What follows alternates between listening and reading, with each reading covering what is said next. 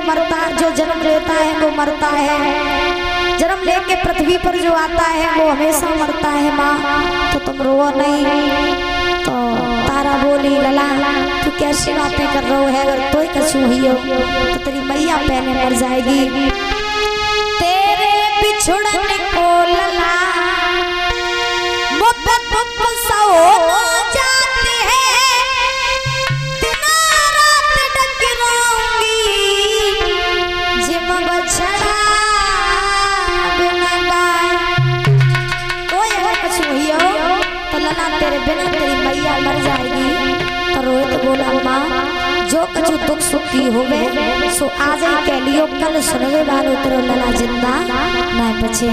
और रोहित बोले दुख सुख की कछु होए सो मैया के, हरे एक बार पुचकारा गोद में ले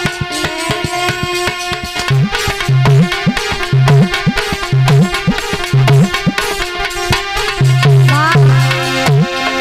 अरे माँ तो मेरी बिगड़न लगी जवानी, राम नाम के सतनाम फिर तजे बाग में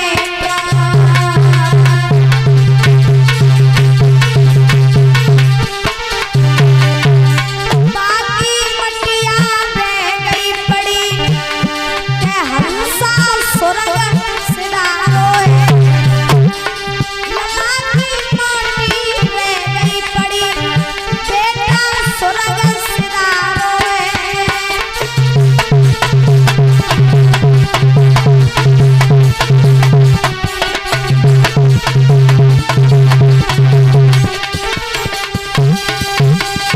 रो करके रोहित ने अपने प्राणों को छोड़ दिया। और जैसे ही रोहित ने अपने प्राणों को छोड़ा, तारा ने अपना मुख अपने पुत्र के मुख पर रख दिया। रोने लगी, बिलखती रही तारा। और तारा कहती रही बेटा तुझे नहीं मालूम है मैंने तुझे कितने कष्टों के बाद पाला, और तू आज ऐसे छोड़ के चला गया जैसे कभी था ही नहीं। तू बता तेरी माँ तेरे बिना कैसे जिंदा रहेगी। तारा रोती रही। आज उस बाग में कोई इतना नहीं है जो उस बेटे उस माँ को कोई धैर्य बंधा दे। बहुत देर तक तारा रोती रही, तब तक बाग का माली आया। बाग के माली ने आज तारा को समझाया बहन तुम बहुत देर से रो रही हो, तुम्हारा बेटा बहुत देर का मर गया है और तुम तब से रो रही हो। ये बताओ तुम्हारे घर के नहीं है कोई तुम्हारा साथी, तुम्हारा कोई संगी, घर परिवार कुछ है नहीं कि तुम्हारी मदद करने यहाँ आ जाता। तारा बोली भैया हम तो काशी में परदेसी है, या हम किसी को जानते भी नहीं है, मेरा कोई नहीं है। मेरे पति थे वो भी साथ छोड़ गए, एक सारा था सिर्फ पुत्र का भी, ये भी छोड़ के चला गया। तुम बताओ भैया मैं क्या ही करूं। तो मालिक कहने लगा बेना तुम इसे ले जाओ, इसकी लाश को दफना दो, क्योंकि ज्यादा देर तक इसकी लाश रखी रहेगी तो खराब हो जाएगी, इसलिए ले जाओ इसे दफना दो। तारा बोली भैया तो ना मालूम तूने बड़ी आसानी से कह दी कि अपने लला को हम ले जाए और जब दफनाए दे, लेकिन तो ना मालूम मैंने अपना लला बड़े दुखन के बाद पालो, और हमने अपनी सब जिंदगी जान नहीं देखी आती, और आज जो वो ऐसे छोड़ को चलो वो जैसे कहूँ हतो ही ना। और मैं वो अभागी माँ हूँ कि आज मेरा पुत्र मर गया है तो मैं अपने पुत्र को कफन नहीं उड़ा सकती, इसको इसके लिए कफन नहीं ला सकती। और तुम कह रहे हो कि हम अपने बेटे को दफना दें, लेकिन भैया तुम्हें नहीं मालूम है मेरे पास में न तो पैसा है और न मुझे ये पता है कि मरघट का रास्ता कहाँ है। और रोए के तारा बोल रहे हैं बेटा मेरी गोदी के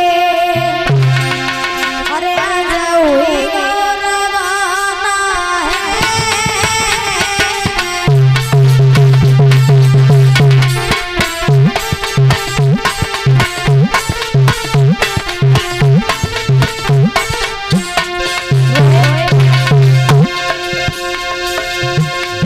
बेटा मेरी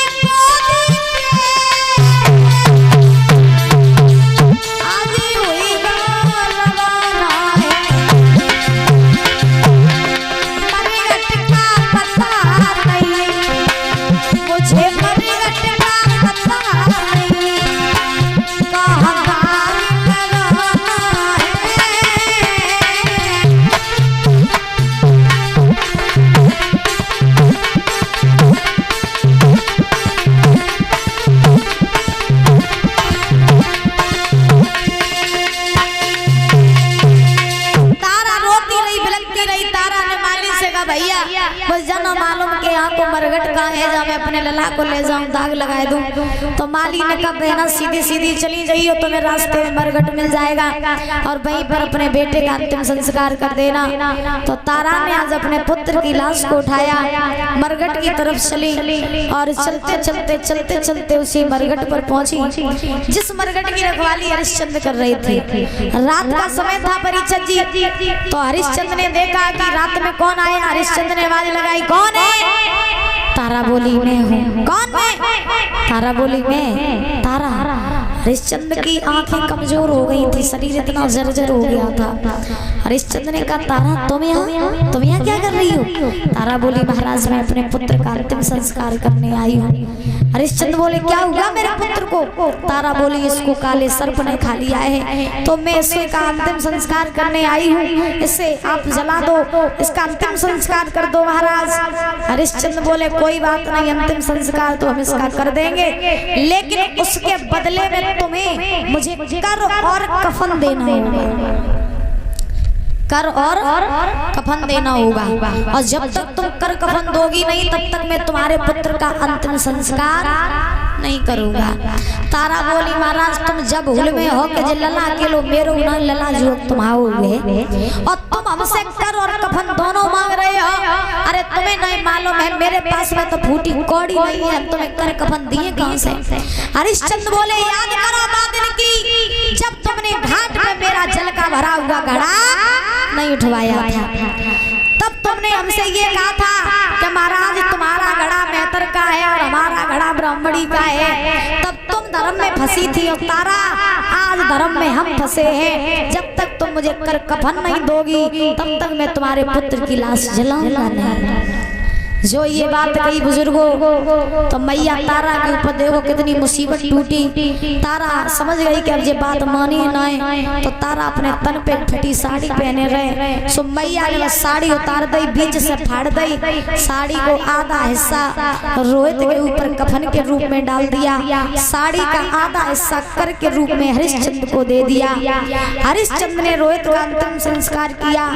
तारा आज दुख की मारी मैया काशी में आई। काशी में एक सती का मंदिर था, उसी मंदिर में घुस गई। घुस करके मैया पछाड़ खा के गिर पड़ी। कहा जाता है दुख में या तो नींद सताए या तो भूख सताए। पछाड़ खा करके तारा गिर पड़ी, बेहोश हो करके सो गई। विश्वामित्र को फिर भी तसल्ली नहीं हुई। विश्वामित्र ने काशी में से 2 मरे हुए बालकों को ले लिया और उन बालकों को बीच से काट दिया और काट के तारा के पास लिटा दिया और पूरी काशी नगरी में ऐलान कर दिया काशी के लोगों, सती के मंदिर में एक डायन आई है, डायन जो बालकों को मार के खाती है।